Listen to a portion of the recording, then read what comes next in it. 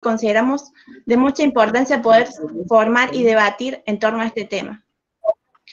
Antes de comenzar, queremos aclarar que necesitamos que los micrófonos queden todos apagados en el momento de la disertación y la presentación.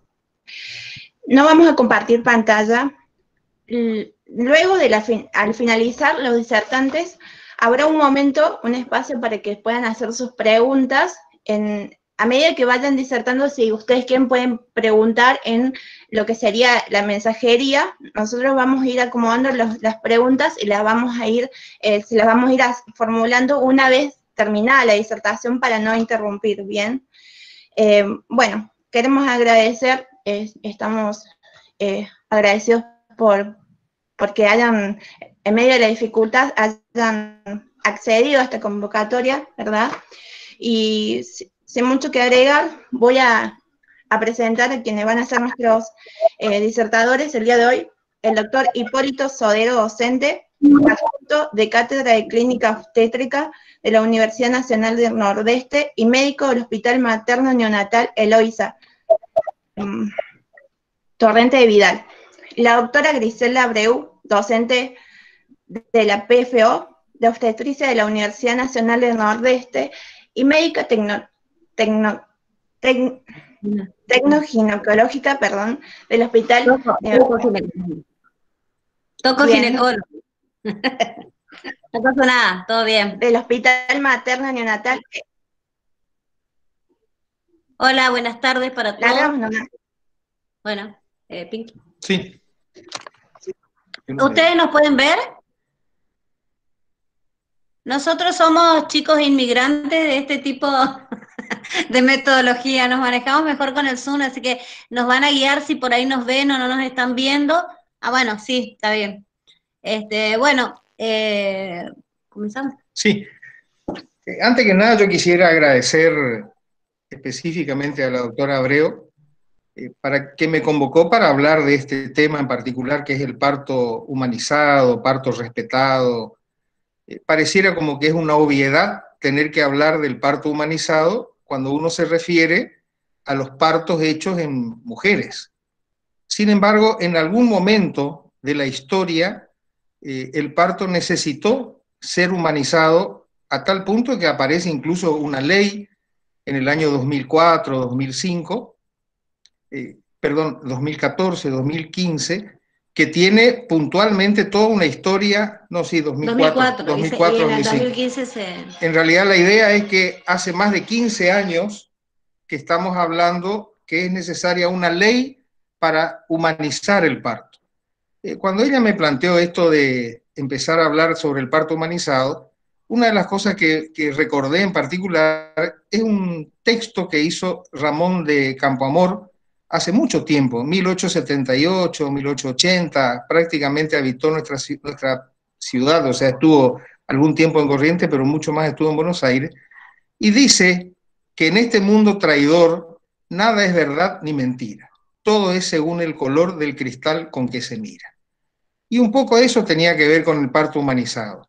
Hay dos personas, una mujer parturienta y un operador que la controla, que la ve durante el embarazo, durante el parto, durante el posparto, inclusive la lactancia, pero que tiene una mirada particular que está sesgada por mucho de su formación. Y enfrente tiene una mujer que tiene, aparte del embarazo, tiene una situación cultural y una situación social bastante particular. Convengamos de que cuando uno habla del parto humanizado, significa que en algún momento el sistema de salud lo deshumanizó. En algún momento pasó a ser una estrategia particular la asistencia de partos en un contexto que tenía como característica particular la medicalización y la patologización de los eventos naturales que ocurren en el momento del parto.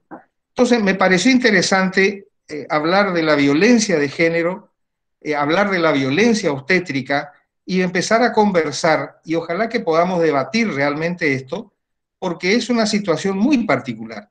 La violencia obstétrica es particularmente toda violencia que se ejerce por el personal de salud sobre la mujer y todo lo que se refiera a los procesos reproductivos de las mujeres. Eso se tradujo puntualmente en un trato deshumanizado, pero también en la vereda de enfrente un abuso de la medicalización y la patologización de los eventos naturales, es decir, empezar a mirar cosas que naturalmente tenían que ocurrir como una patología.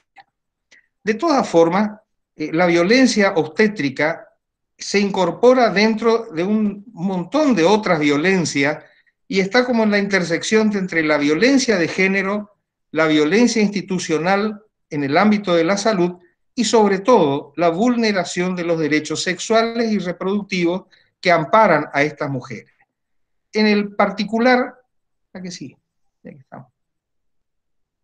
En el particular, la violencia obstétrica puede afectar a la mujer y a su hijo puntualmente durante el embarazo, el parto e incluso el posparto. Y se manifiesta por prácticas, por conductas, por acciones y omisiones sobre la mujer y el recién nacido que la ejerce el personal de salud en general, de una manera directa o indirecta. En algún momento, y hace muy poquito, estábamos discutiendo con la doctora Abreu de que hay un montón de situaciones en las que se enfrentan dos personas. Esas dos personas es como que hay una fija, que vendría a ser el operador de salud, y hay otra que va circulando, que vendrían a ser las parturientas. Por algún mecanismo también es necesario que condicionemos todo lo que vayamos a hablar a un parto institucional público, porque hay como dos situaciones diferentes que tienen que ver con el género, con la clase social, con la edad, con la raza, con la etnia, y que cambian y varían dependiendo de todas esas categorías mezcladas para poder definir una mujer en particular. Uno podría definir el parto humanizado con 2 o 3 palabras, pero tenemos que tener claro de que se juega la violencia obstétrica por un lado y por otro lado el género. El género femenino, de alguna forma ha ido cambiando su mirada a medida que avanzó el tiempo. En algún momento uno tiene que hablar de esta historia que tiene que ver con la igualdad y la equidad. Justamente le comentaba de que a raíz del feminismo, de alguna forma se hace necesario recordar a una señora en particular que era Sor Juana Inés de la Cruz. Esta señora, que era feminista, tenía 2 principios básicos, que por un lado era la autovaloración del género y por otro lado el orgullo del género. Ella planteó, después de mucho tiempo, pero estamos hablando del año 1600, donde ella decía que la mujer podía pensar, podía entender, podía discernir y podía saber, que no es poca cosa para un tiempo como el que ella estaba viviendo, pero en realidad a ella lo que más le preocupaba era la justicia social, es decir, la justicia sobre ella como mujer y que de alguna forma se plasmó en un texto que era ese famoso texto conocido de ella que habla del hombres necios que acusáis a la mujer sin razón, sin ver que sois la ocasión de lo mismo que culpáis. O sea, usando los términos y el tiempo verbal de ella, en realidad lo que se planteaba era que el género en particular surgió como una cuestión muy particular asociada a la sexualidad. Esa sexualidad que tenía que ver como fundamento la maternidad, específicamente la parte erótica de la sexualidad que tenía que ser satisfacer a los hombres, de alguna manera generar más hombres era su obligación, y realmente para nosotros todo lo que ocurrió después tiene que ver justamente con la posición de la mujer como género, que realmente hoy se lo mira ya no como una cuestión de justicia. Estamos hablando de que la mujer tiene pertenencias muy particulares y muy especiales, y sobre todo el broche de la sexualidad femenina es la maternidad, pero la maternidad deseada, no la maternidad obligatoria. Acuérdense que apareció, a raíz de esa maternidad deseada, apareció el aborto, apareció el anticonceptivo, apareció el divorcio, apareció el estatus social de la mujer, mediante lo cual hoy la maternidad es uno de los elementos que la mujer puede ocupar. De todas formas, las sociedades determinan qué tipo de hombres y qué tipo de mujeres quiere, porque justamente en todos los ámbitos, en todos, absolutamente en todos, en la parte de justicia, en la parte de trabajos, en la parte de salarios, donde ustedes quieran buscar, hay un punto donde se puede negociar o no el género de la mujer. De todas formas, la sexualidad, que dejó de ser, que en su momento fue especializada en la maternidad y el erotismo específicamente, hoy ha cambiado al punto tal de que incluso hasta el propio trabajo estaba sujeto o supeditado a esa historia de lo que la sociedad necesitaba de las mujeres. Convengamos que la mujer que nosotros asistimos en los sistemas públicos tiene una característica particular. Esa característica particular la define principalmente la clase social. Y el operador, que de alguna forma nosotros tenemos un caudal de operadores obstétricos que tienen alguna cuestión previa y en muchos casos actúan por alguna situación previa a lo que está haciendo, que está condicionado como un protocolo. Esa famosa palabra que ahora está inclusive en mucho uso, el protocolo que hace el obstetra genera de alguna manera una universalidad de mujeres. Todas las mujeres tienen que reaccionar igual ante una determinada situación. Y esa situación, puntualmente en este caso, es el embarazo, el parto y el posparto. De todas formas, y sacando esta promulgación y sanción de una ley de hace mucho tiempo, que estamos hablando de más de 15 años, decía que en realidad hay una serie de derechos que tienen los padres y los hijos durante el proceso del nacimiento. El artículo 2 de esa ley se refiere a los derechos de la mujer específicamente en relación con el embarazo, el trabajo de parto, el parto y el posparto, a lo que nosotros le agregamos puntualmente la lactancia. Una vez que eso se definió, en realidad, si uno mira la ley, es bastante específica, pero trata en lo posible de evitar intervenciones médicas, pero sobre todo compartir con la embarazada cuáles son esas intervenciones médicas, siempre dentro de un ámbito de respeto y siempre considerándola primero como una persona sana. Tiene derecho al parto natural, pero al parto natural respetuoso de los tiempos biológicos y psicológicos del mismo. Tiene que estar acompañada fundamentalmente con personas de su confianza y tiene que estar informada sobre los beneficios de la lactancia materna. Es decir, todo lo que rodea el entorno del contexto del nacimiento, siempre en un marco de humanización y respeto. Cuando empezamos a entender de que la asistencia del parto humanizado de alguna forma tiene y recupera el sentido ético de la asistencia durante el embarazo.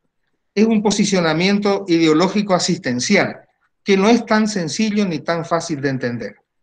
En el enfrente, o sea, un enfoque totalmente opuesto al modelo asistencial, que se define como medicalizado o tecnocrático, donde prevalecen puntualmente prácticas o intervenciones que son protocolizadas.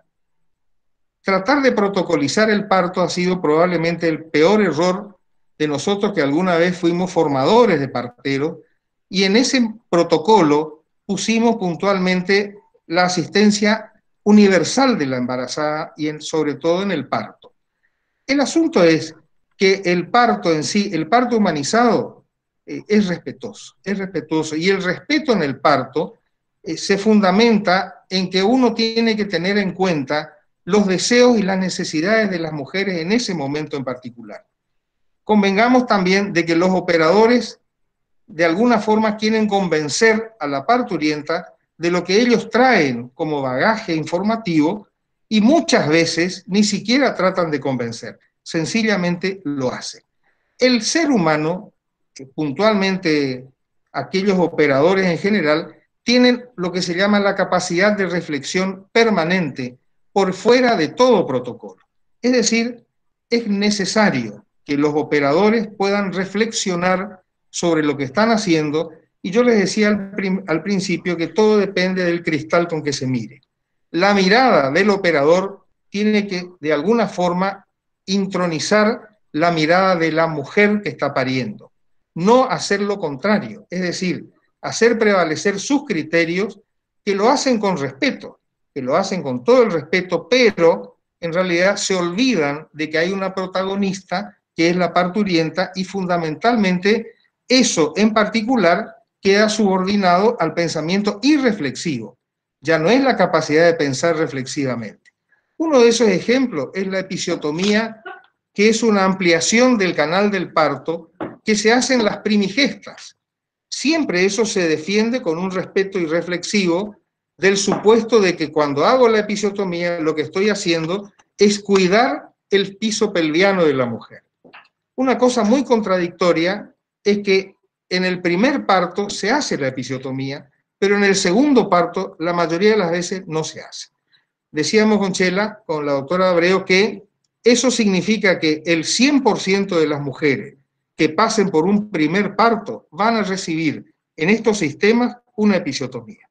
Es decir, un corte que se hace sobre el periné, que muchas veces compromete músculos, compromete piel y se sutura. Y la capacidad de regeneración que tiene la vagina es muy buena, pero es una cicatriz. Sin embargo, en un segundo parto, esa cicatriz no cuenta y se hace muchas veces el parto sin la episiotomía. En realidad el problema es no reconocer las necesidades individuales, tanto de ella como de su pareja, y de alguna forma prefieren pasar esa experiencia respetando, entre comillas, el entorno durante el parto. En realidad, cuando uno empieza a mirar esto que decíamos al principio, se favorece la libertad de posición, tendría que favorecerse, la libertad de posición y movimiento de la mujer. Habría que promover la relación entre la pareja y el equipo de salud, y también todo eso tiene que ver con la elección de la mujer sobre quién la va a acompañar en ese momento en particular. La verdad que el equipo de salud nuestro debería sentirse honrado de que una mujer decida ir a ese lugar a tener su hijo. El problema está cuando esa decisión no está condicionada por las necesidades de la mujer, sino que está condicionada puntualmente por su estado social. Y que eso es lo que tenemos que tener en cuenta, porque hay que respetarla de todas maneras y hay que respetarla en un contexto muy especial, que es este. En realidad los procesos de madre que ocurren en las mujeres ocurren en su cuerpo, ocurren dentro de su cuerpo, y eso de alguna forma implica la gestación, el parto, el posparto, la lactancia, y es probablemente una gran metamorfosis biológica, psicológica y social.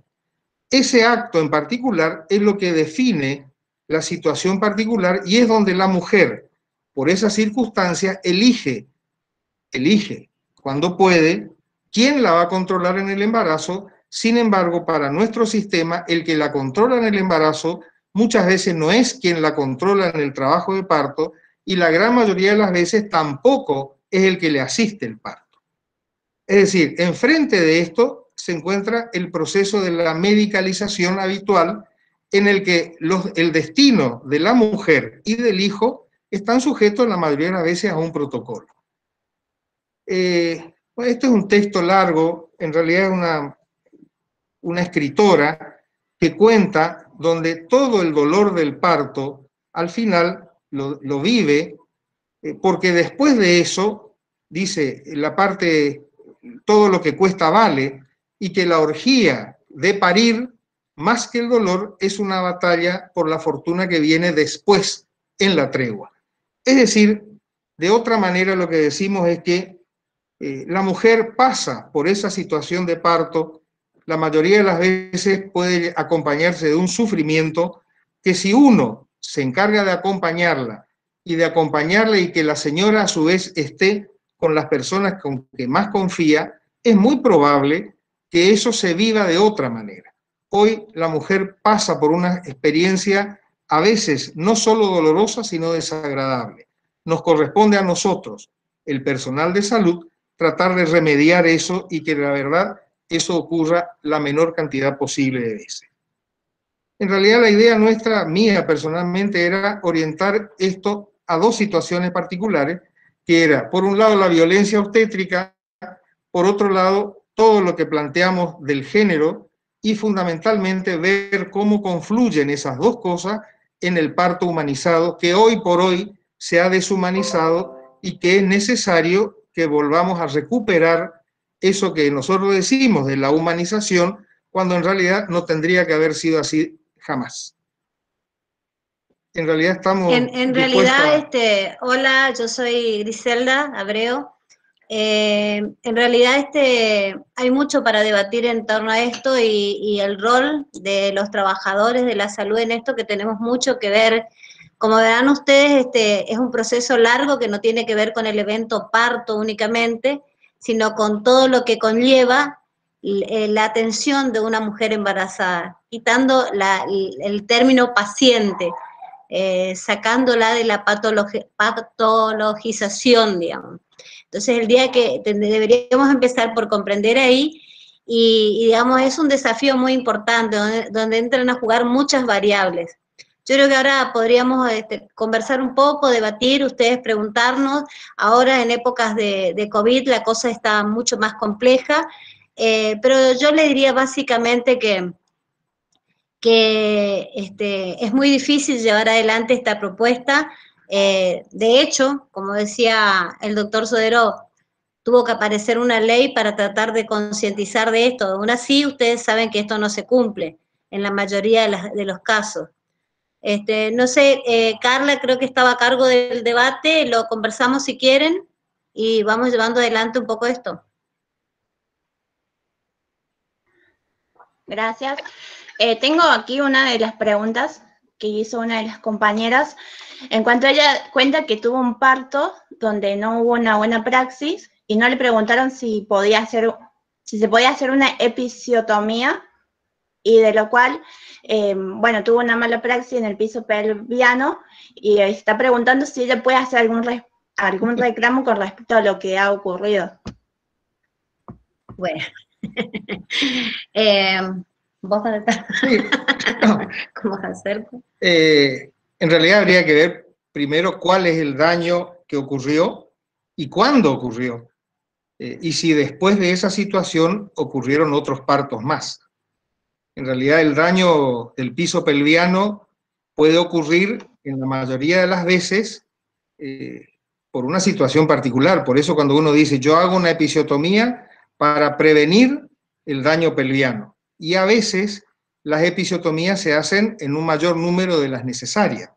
Por eso justamente el planteo del parto humanizado lo que dice es que en alguna situación que es necesaria, la práctica hay que hacerla. Las consecuencias posteriores a la episiotomía es una cirugía que se hace en el piso pelviano.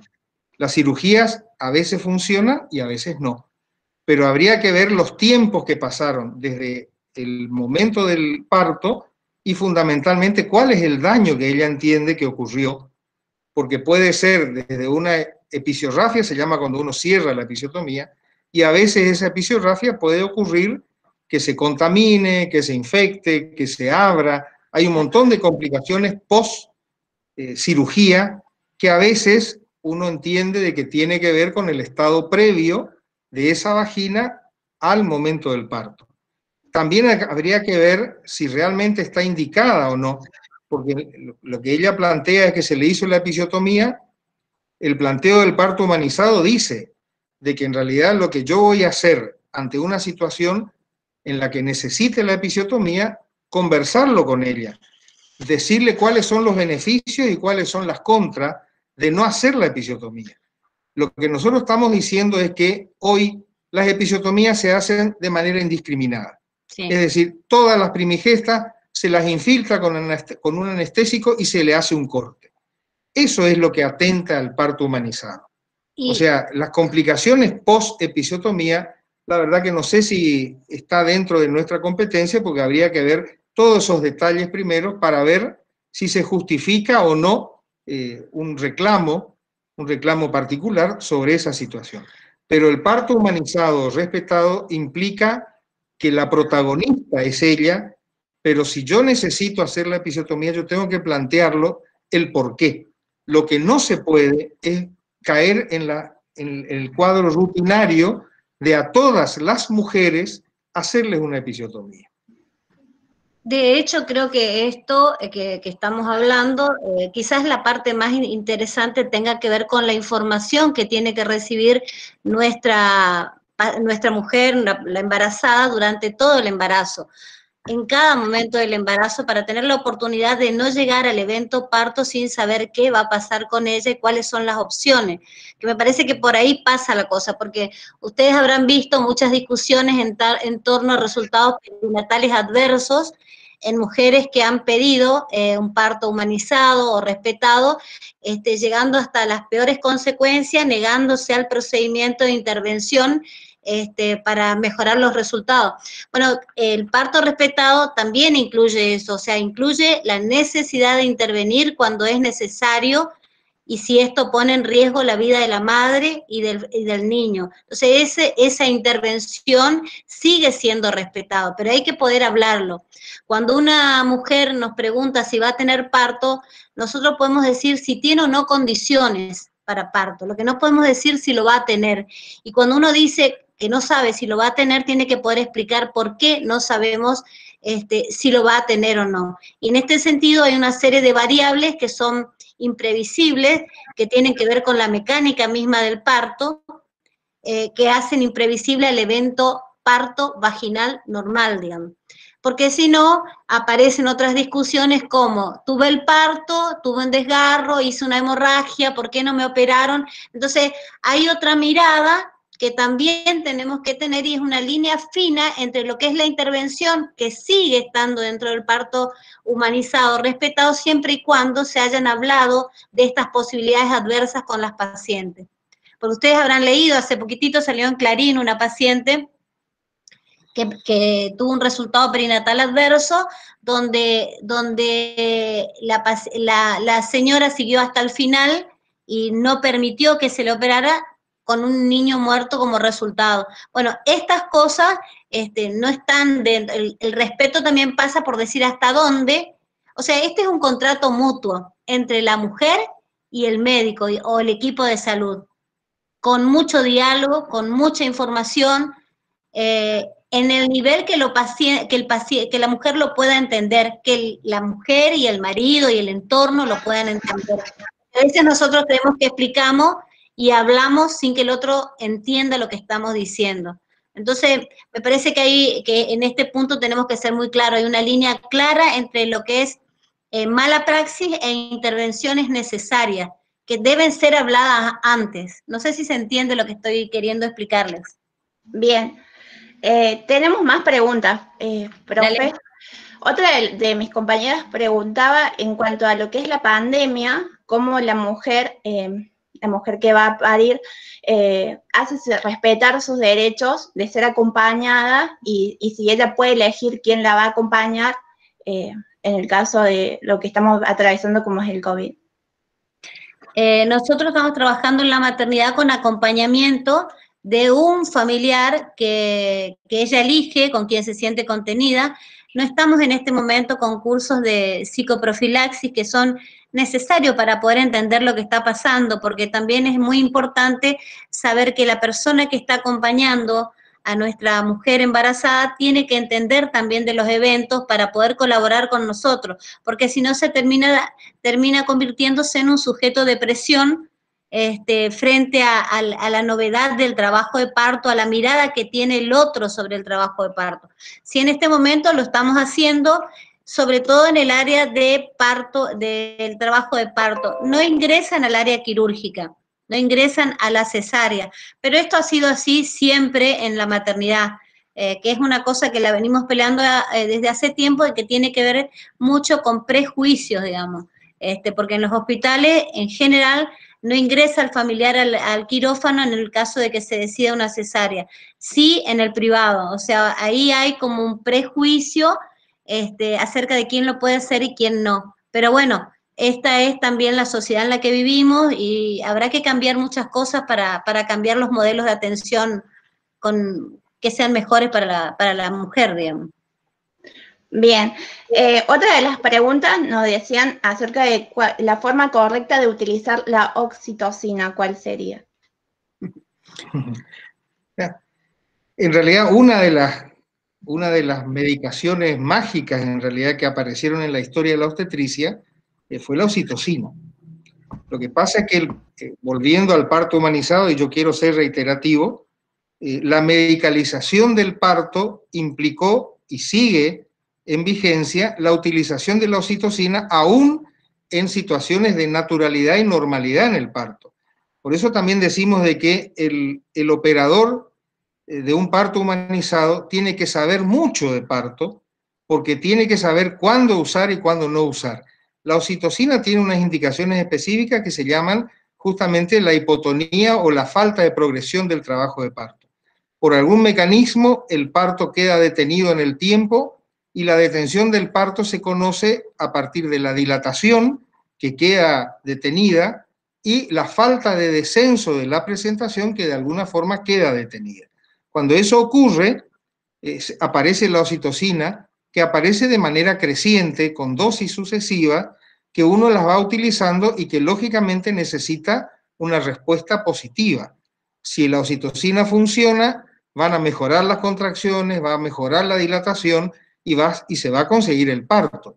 La ideología del parto humanizado dice que lo que no se puede es usar de manera rutinaria la oxitocina. Es decir, todas las mamás en algún momento de su parto, de su trabajo de parto, merecen una dosis de oxitocina para que el parto sea de alguna manera más rápido. Por eso decía que el operador del parto humanizado es un operador que necesariamente conoce mucho de biología, conoce mucho de parto y sabe cuándo usar y cuándo no usar la oxitocina. Lo que no se puede es usar la oxitocina de manera indiscriminada, que muchas veces eso es lo que ocurre en las maternidades, porque lo que se trata es de acelerar los partos para que de alguna manera el lugar físico que ocupa esa parturienta sea ocupada por otra. En realidad, el parto humanizado necesita tiempo, necesita conocer los tiempos del parto y sobre todo tener claro cuál es el tiempo que uno está dispuesto a destinarle al acompañamiento de la embarazada. Nuestras embarazadas no eligen dónde, cómo y con quién parir. No eligen eso. Eso es un derecho. Eso es un derecho adquirido y que muchas veces las maternidades públicas atentan contra eso por el tiempo, por la imposibilidad, pero yo les decía hoy, la persona que controla el embarazo muchas veces no es la misma persona que controla el trabajo de parto y muchas veces no es la misma que asiste el parto. Cuando ocurren 3 personas diferentes, pero hay una sola mamá, o sea, hay 3 personas que van variando y hay una sola que se queda quieta, que es la embarazada que está disponible para cualquiera de esos eventos. Y la verdad que nuestra población en general soporta eso con mucha solución particular, o sea, a la madre le pasó lo mismo, a la abuela le pasó lo mismo, y estamos hablando a veces hasta de 3 generaciones que han pasado por el mismo modelo de parto. Y el que hace el parto, en realidad lo único que hace es asistir a una señora que va a cambiar dentro de 15 minutos por otra señora, o sea que, en definitiva, el operador es el mismo con varias parturientas. Cada vez insistimos más en que el parto tiene que ser humanizado. No hace falta humanizar el parto de las mujeres. Sin embargo, hay una ley que dice humanicen el parto, porque o si no, los resultados empiezan a cambiar, no desde el resultado físico, sino del resultado psicológico de las madres. La mujer es dañada puntualmente por esta deshumanización y medicalización absoluta del parto. No sé si le contesté la oxitocina, pero... Sí, contestaste. Otra de las preguntas dicen acerca de cómo sería el protocolo ante un embarazo ectópico. Bueno, el embarazo ectópico sale de todo lo que tiene que ver con el parto, digamos, pero sí, o sea, cuando hablamos del trato humanizado a los pacientes, se refiere también a una información precisa acerca de la patología que está presentando y de hecho, ingresar a un quirófano, ofrecer parte del tratamiento, porque es el tratamiento de un embarazo ectópico, tiene que ser informado, pero mucho más que eso no hay, digamos, el trato humanizado que con cualquier otro paciente, digamos. Bien. Aquí tengo una pregunta que es muy interesante para mí, digamos, porque fue una pregunta que siempre me hice. En cuanto a lo que es cesárea, ¿entra dentro del parto humanizado la cesárea programada? Y depende de la causa. O sea, la cesárea, en realidad hay dos tipos de cesárea. Hay una cesárea electiva y hay una cesárea intraparto. Es decir, la electiva vendría a ser esa cesárea que vos decís, que tiene que ver con la cesárea programada. Habría que ver cuál es la causa de la cesárea programada, pero también es necesario la información. Caemos en lo mismo. El parto humanizado también se extiende a la cesárea, porque uno lo que hace es informar a la señora cuáles son los beneficios de hacer una cesárea electiva y cuáles son los beneficios de no hacerla y permitir un parto, porque por eso insisto con que el operador tiene que conocer la biología del parto para decir, este parto no es posible y este parto sí. Convengamos que las cesáreas electivas, la gran mayoría de las veces ocurren en embarazadas que tienen alguna patología que lo justifica. Estamos hablando de diabetes, estamos hablando de hipertensión, estamos hablando de colestasis, o sea, estamos hablando de enfermedades que hacen que uno programe la cesárea en esas condiciones. Pero hay otras situaciones. Por ejemplo, la presentación podálica, que es cuando el bebé, en lugar de poner la cabeza hacia la pelvis, pone la cola, está hoy formalmente contraindicado el parto. Hoy se justifica hacer una cesárea electiva o programada en esa situación. O sea, una mamá con un bebé en podálica justifica que antes que empiece el trabajo de parto se haga la cesárea electiva. Y en la otra parte está la cesárea intraparto. Es decir, durante el trabajo de parto hay algo que ocurre en la mujer o en el bebé que dice que hay que interrumpirlo de la manera más rápida posible. Y muchas veces la manera más rápida posible es la cesárea intraparto. Convengamos que hay otra historia en esto, que muchas veces los grandes conflictos judiciales que tenemos los parteros ocurren por cesáreas no hechas, no por cesáreas hechas.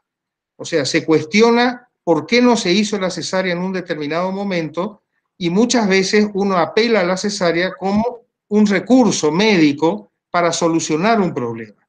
Esa es la verdadera indicación de la cesárea. O sea, uno se anticipa a la complicación de un parto, llámese laborioso, un parto dificultoso, donde uno entiende, conociendo la biología, de que puede ocurrir un daño en el recién nacido. Convengamos también de que el tiempo ha cambiado el concepto veterinario de la obstetricia, porque antes la cosa era muy simple, había que salvar a la madre. O sea, era el concepto veterinario, salvemos la vaca. El ternero se puede repetir. Hoy el concepto perinatológico dice muy claramente de que no es cuestión de salvar la madre. Ahora hay que tener claro de que el resultado perinatal incluye la salud de la mamá y la salud del recién nacido. Por eso es que a veces la cesárea electiva es un recurso válido y la cesárea intraparto también. Las dos cosas necesitan el conocimiento del embarazo y el parto. Si no se conoce el embarazo y el parto, uno se puede aventurar a hacer nacer un bebé que en condiciones o en otras condiciones no debería nacer. Por eso que insisto, cuando voy a decir lo de la cesárea programada o electiva, tiene sus indicaciones, pero también hay que conversarlo, está dentro del marco del parto humanizado. Convengamos que el parto, la palabra parto, deriva de partir. O sea, lo que uno hace con el parto es dividir una unidad. Lo que era una persona, ahora son dos. Partir. Y el parto incluye el parto vaginal y el parto abdominal o quirúrgico. O sea, de todas formas, es un nacimiento. Y para eso hay que estar preparado, ya sea parto respetado, parto humanizado, pero sí o sí es necesario conversar con la embarazada durante el tiempo de gestación. Y ahí definir, en algunos casos, la terminación del embarazo por vía quirúrgica o permitir el parto dependiendo de las condiciones obstétricas. Nosotros cuando empezamos a trabajar con lo que es parto humanizado y respetado, empezamos desde el día cero, digamos, y consideramos que incluso el acceso de la embarazada al sistema de salud forma parte del parto respetado, porque parto como que la palabra misma te circunscribe mucho al evento del nacimiento, pero la embarazada merece tener un trato humanizado desde que ingresa al sistema de salud. Cuando el paciente se encuentra perdido en el pasillo de una maternidad, está siendo víctima de un maltrato. O sea, tenemos que ponernos del lado del usuario y sentir qué es lo que le pasa en el acceso a un sistema de salud donde nadie le sabe decir para dónde va. Y voy al tema puntual de la cesárea. Nosotros tenemos que poder explicarle en qué consiste, qué tipo de anestesia, qué le va a pasar cuando reciba la anestesia peridural, porque en ese momento la paciente se siente hipotensa, le falta el aire, todo eso tiene que saber previamente, porque el paciente que no sabe eso entra a sentir que se muere en pleno proceso de nacimiento, digamos. Entonces, toda esa información es muy importante y tenemos que poder conversarla. Y también para que la paciente pierda el miedo, porque ustedes seguramente también están viendo ahora lo que se llama la cesárea a demanda, es decir, es la mujer la que pide no tener parto. Es la mujer la que dice, yo no paso por esto, yo quiero que programen el nacimiento de mi hijo. Bueno, esto tiene mucho contenido que tiene que ver con la falta de información, de conversarlo con la embarazada en el sentido de darle la preocupación justa que se merece el evento, porque todas las mujeres tenemos miedo. ¿Qué será que va a pasar? ¿Será que va a salir bien? ¿Será que voy a soportar? ¿Será que me va a doler? ¿Qué será que va a pasar? Y si ese qué será se soluciona con una cesárea, algunas lo resuelven por ese lado. Entonces, la psicoprofilaxis, el trabajo previo al evento del parto es vital para poder llegar con un buen resultado. Bueno, las instituciones de salud en general no están preparadas. En el número de recursos humanos, por ejemplo, esto que decía Pinky, que bueno, Pinky es el doctor Sodero, que decía, le controla a uno, le atiende otro y lo opera a otro. Bueno, los sistemas de salud son así, el recurso humano es escaso, el número de pacientes se remueve muy rápidamente, el vínculo es imposible de mantener, entonces todo atenta contra esto. Pero dentro de lo que se pueda tenemos que tratar de tener un vínculo estrecho, porque bueno, somos protagonistas de un momento especial en la vida de las personas, me parece. Bien, tengo otra pregunta. Habla acerca de lo que es el aborto espontáneo, cuando la mujer va a cirugía. ¿Dónde entraría esto? ¿Cómo lo acomodaríamos? Volvemos a lo mismo. O sea, el parto humanizado implica el acompañamiento desde el embarazo, claro, del parto, el posparto y la lactancia. El aborto es toda interrupción del embarazo que ocurre antes de las 20 semanas, o sea, antes de los 4 meses y medio, y a su vez se divide en un aborto precoz y un aborto tardío, y a su vez hablamos del aborto espontáneo, que es el que ocurre por medidas naturales, y el aborto provocado, donde interviene otro tipo de medicación generalmente. El aborto espontáneo entra dentro del parto humanizado justamente con la información. Lo único que uno tiene que asegurarse con el aborto espontáneo es justamente tener los mecanismos que hoy contamos con la ecografía como para definir la interrupción real del embarazo. Cuando eso está determinado, se pueden usar medicamentos o eventualmente el aborto espontáneo tiene momentos, y algunos de esos momentos es cuando el aborto espontáneo se considera como incompleto porque ha eliminado una parte y otra parte ha quedado retenida. En esos casos en particular, hace falta un acto quirúrgico que permita justamente la terminación y la limpieza del útero, que se hace ya sea por AMEU, que es la aspiración mecánica, o por el tratamiento instrumental, que se puede hacer siempre bajo anestesia general. Pero todo eso hay que conversarlo con la mamá. La idea de la conversación aparece como primer elemento, que la información de la protagonista sea justamente no solo en el momento, sino que también tiene que tener información buena, de buena información dada por el profesional o por quien la acompaña, justamente para que los resultados sean verdaderamente sanos. A pesar de que el aborto espontáneo es una patología, es necesario que la mamá acompañe al operador justamente en esa situación. En realidad, a mí me llama la atención. Bien. De que hablemos de Hola, hola. Me llama la atención que estemos hablando de aborto, cuando en realidad la idea nuestra siempre fue que hablemos específicamente de la terminación del embarazo en las mejores condiciones. siempre haciendo hincapié de que hay una violencia obstétrica que se ejercita todos los días y en todos los sectores donde la señora va recorriendo el sistema de salud.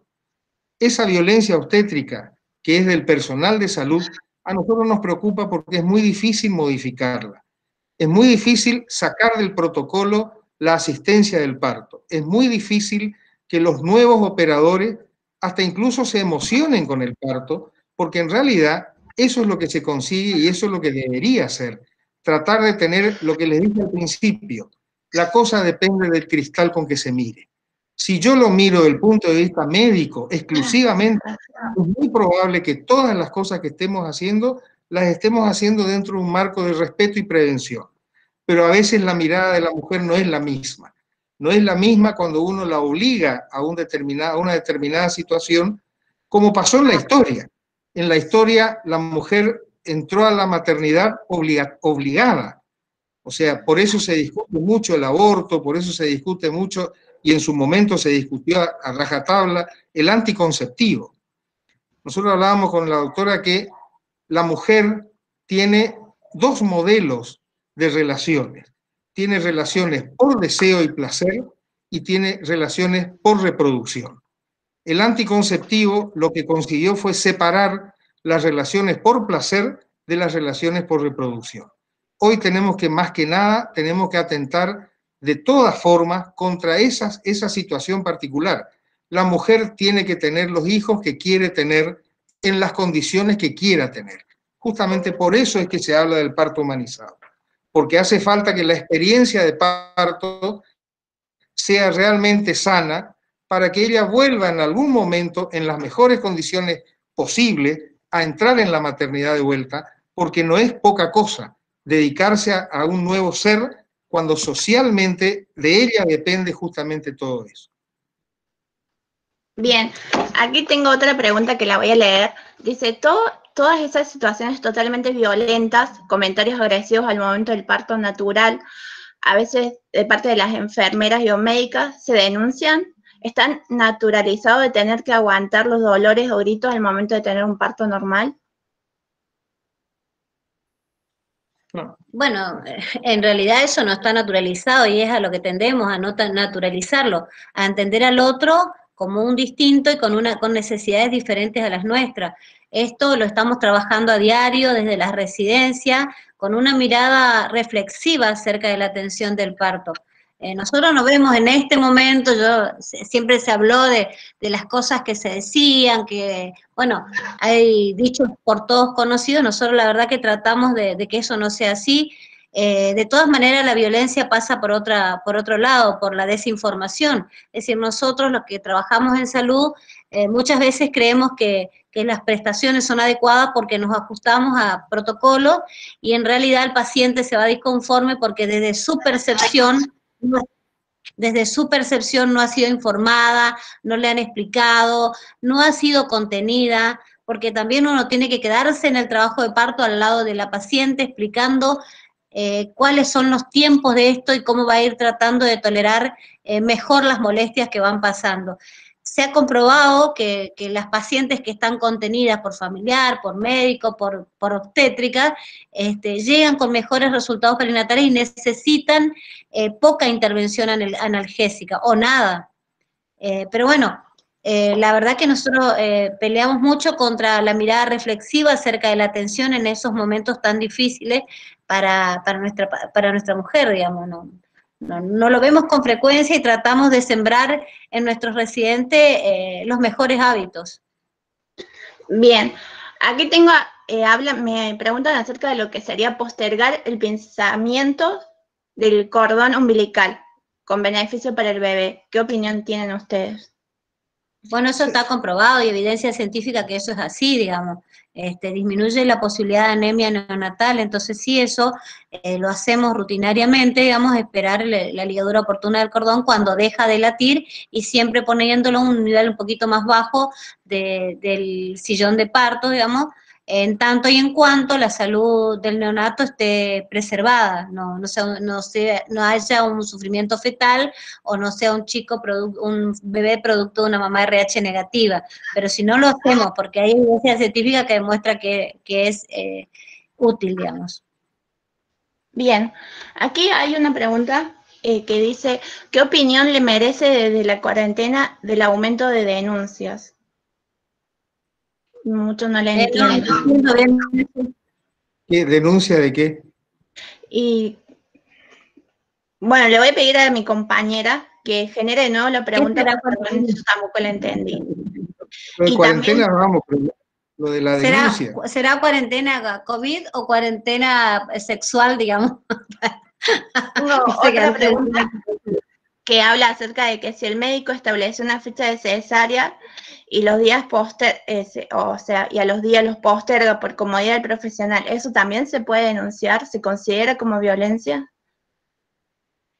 Y bueno, ahí también hay una relación médico-paciente que hay que convenirle, digamos, si mi obstetra me dice, bueno, yo no voy a poder porque estoy, no sé, enfermo, o te va a atender el doctor Sodero porque yo estoy, bueno, hay cosas que hay que contemplarlas, ¿no? La verdad eso no lo podemos definir acá, en realidad uno siempre tiene un respeto hacia el otro, pero uno también es un individuo que tiene situaciones imprevisibles. La verdad que eso no lo podemos definir en este ámbito. No sé vos qué decís, Pinky. No, yo lo que creo es que hay un convenio entre la embarazada y su partero. Volvemos a lo mismo, desgraciadamente yo caigo siempre en lo mismo, de que son modelos de partos por ahí diferentes. Una cesárea programada en un ámbito público no hay mayores inconvenientes. O sea, la señora va con una indicación de cesárea, se la interna, porque el que la va a operar no es el mismo operador que le controló el embarazo. Entonces es como que esta pregunta en particular se refiere a otro modelo de atención que se hace en el sector privado, que no es el sector público. El sector público se maneja de una manera muy independiente, muchas veces atentando contra el mismo parto humanizado, porque el hecho de que alguien la haya controlado y haya puesto una fecha de cesárea para tal momento, la señora en ese momento va a la institución la interna, decide si realmente, o sea, si de alguna manera coinciden con el que indicó la cesárea, se realiza la cesárea por el hecho de que el operador de la cesárea no es el mismo que hizo el control del embarazo, ni es el mismo que indicó la cesárea. Entonces, como que para esa situación en particular no habría ningún inconveniente que el operador inicial, que es el que le controló el embarazo, no esté presente, porque tampoco estaría presente en el momento del nacimiento.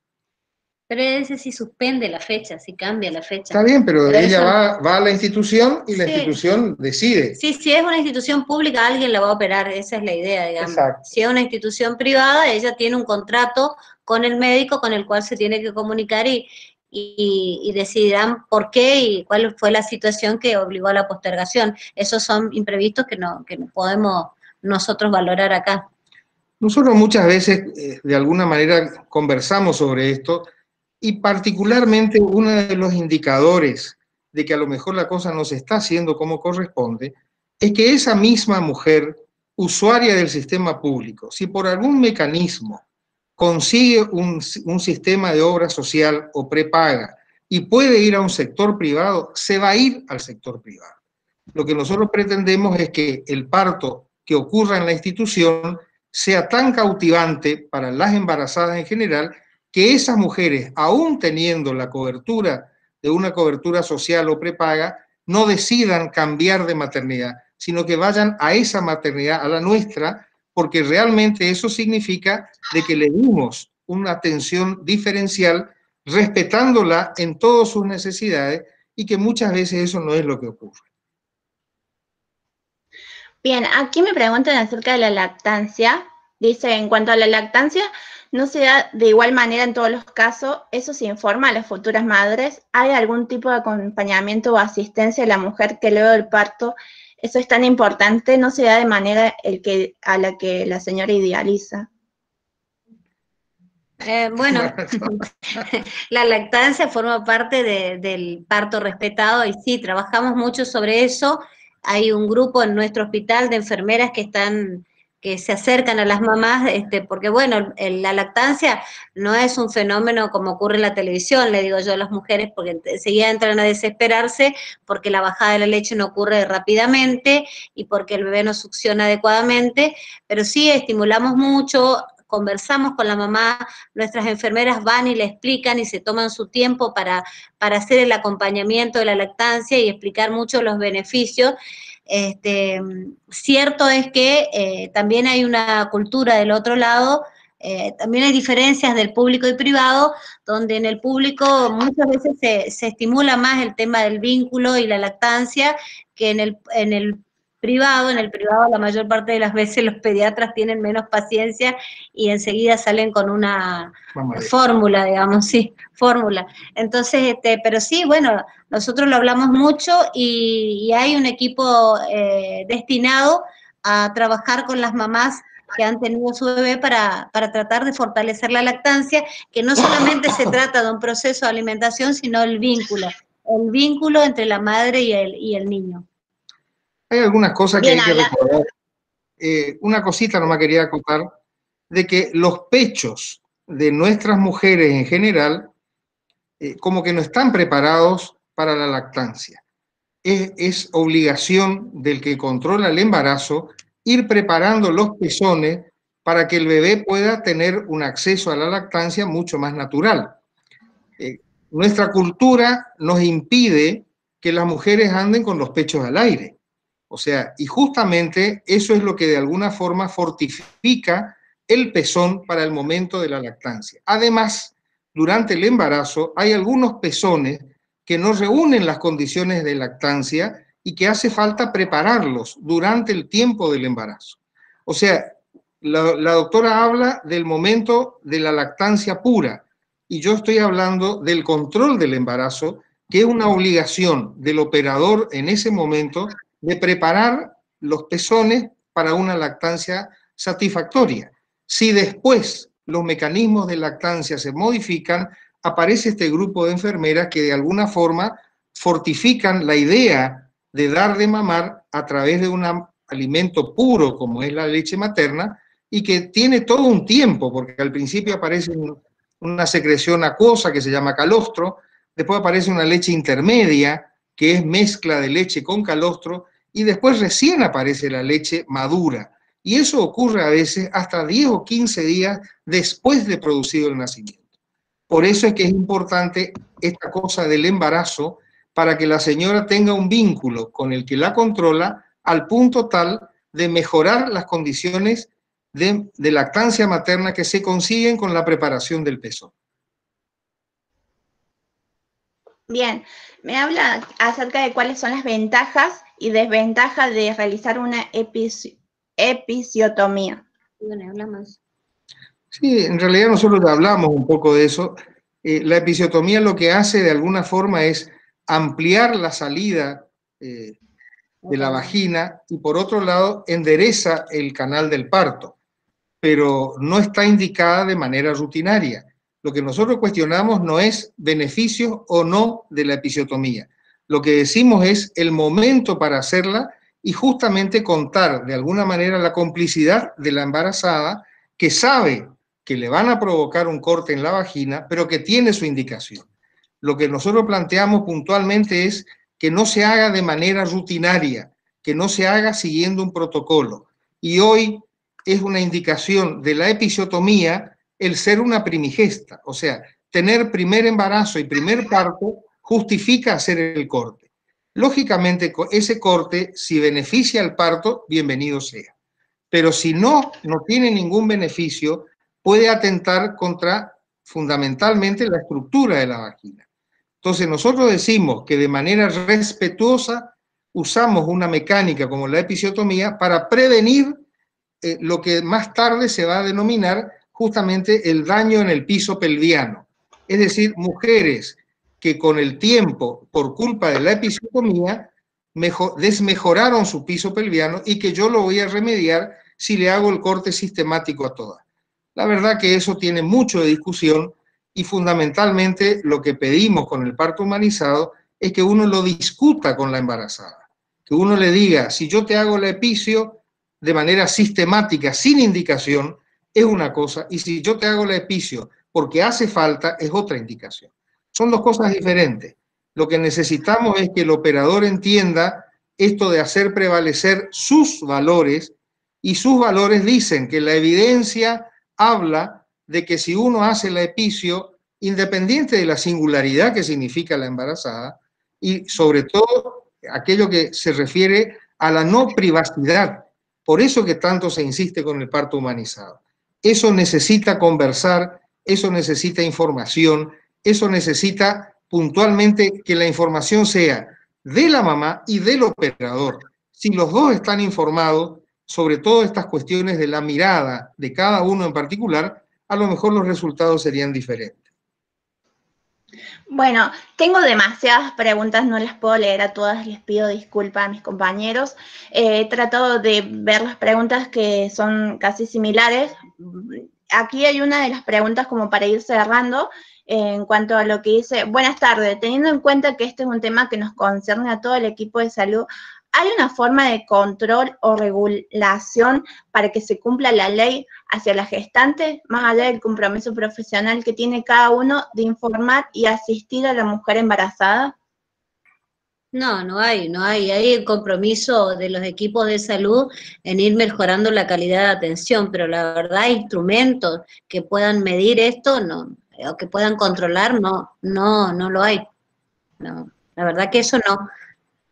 Pasa por la concientización y ustedes van a ver que no es simple esto. Hay toda una cosa cultural, hay todo en la sociedad conservadora, las pacientes con poco acceso al sistema de salud, el nivel educativo es muy complejo, pero desde donde nos toca a nosotros tenemos que empezar a cambiarlo.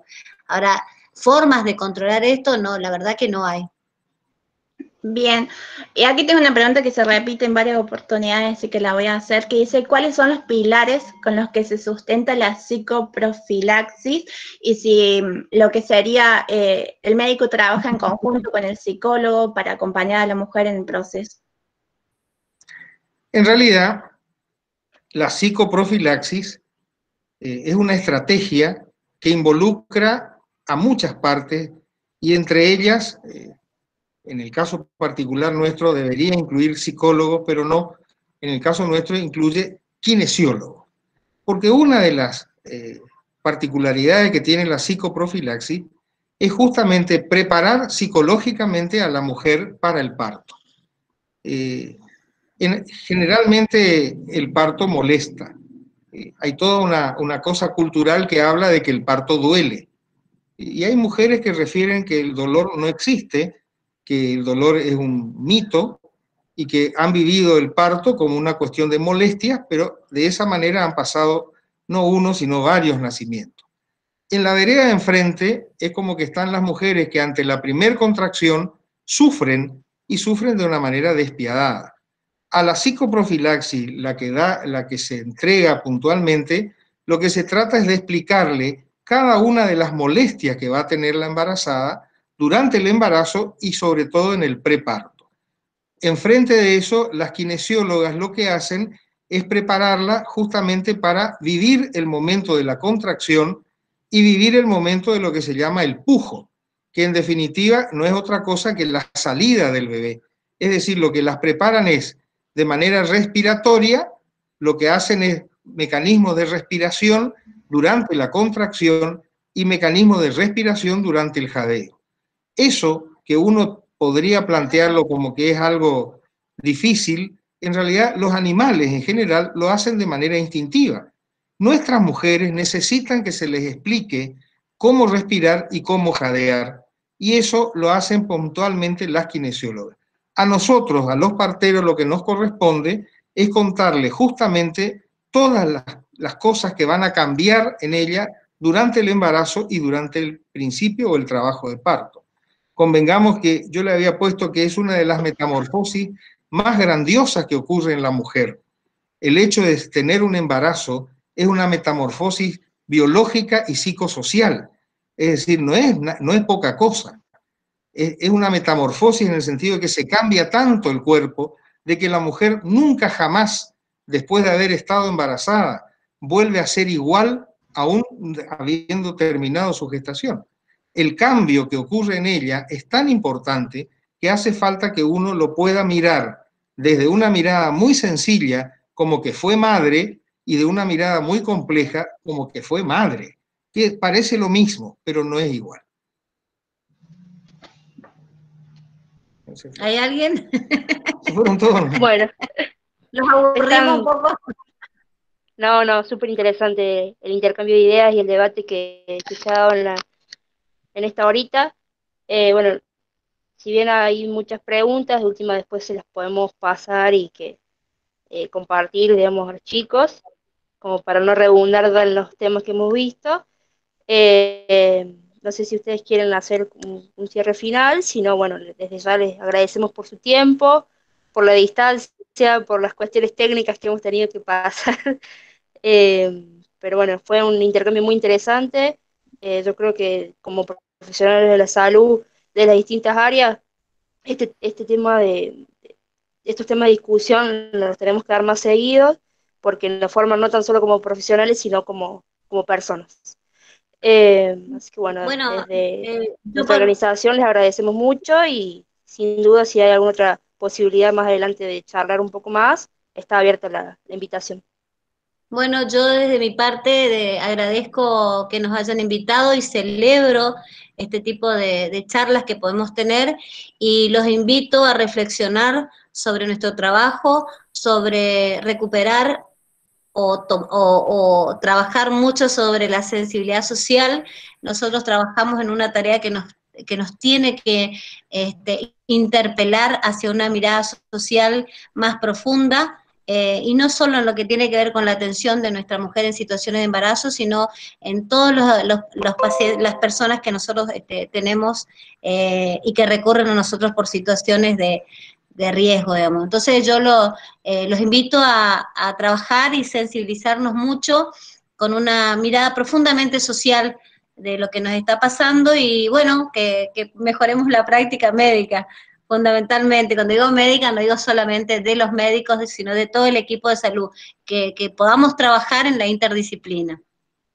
Y yo quería hacer una pequeña, no sé si la palabra es reflexión, pero es una lástima que nosotros tengamos que hablar de la semana del parto respetado. En realidad es una lástima porque el parto respetado debería ser un tema cotidiano, tendría que ser un tema de debate, de discusión permanente, no porque hay una semana del parto respetado, en esta semana en particular hablamos y decimos y nos desdecimos en un montón de cosas, y terminada la semana del parto respetado, el parto vuelve a ser lo mismo.